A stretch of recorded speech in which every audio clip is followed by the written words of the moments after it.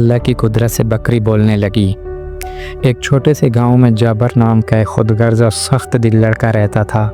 वो एक जानवरों से बेरहमी से पेश आता, खासकर बकरियों को मारता, धकेलता और उन पर बोझ डालता। उसकी माँ बार बार समझाती, बेटा जानवर भी अल्लाह की मखलूक हैं, उन पर रहम करो वरना अल्लाह नाराज़ होगा। मगर जाबर हंसता और कहता, अरे अम्मा ये तो बोल भी नहीं सकते, इन्हें क्या फ़र्क पड़ता है। बकरी की ईद उल अज़हा करीब थी। गांव में हर तरफ कुर्बानी के जानवर आ चुके थे।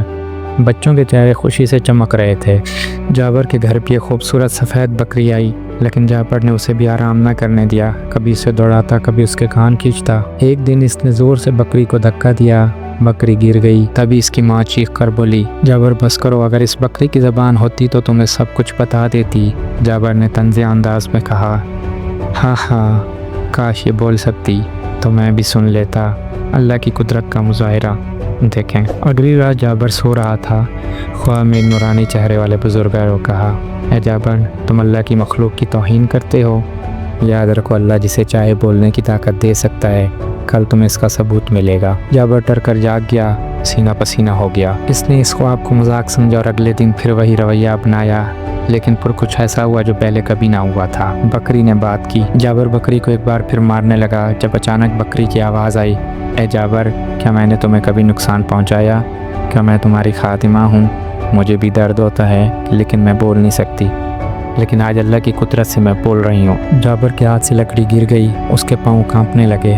पूरा गांव इकट्ठा हो गया, सब हैरान और परेशान थे। बकरी खामोश हो गई, जैसे कुछ बोला ही ना हो।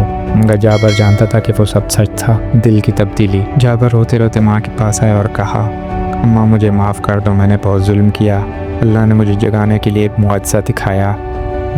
माँ ने उसे गले लगा लिया। जाबर ने उस दिन के बाद न सिर्फ बकरी का ख्याल रखा बल्कि हर जानवर को मोहब्बत देने लगा। लोग कहते हैं जाबर तो अब बकरियों का दोस्त बन गया है। इखलाकी शपथ। अल्लाह की कुदरत लामहदूद है।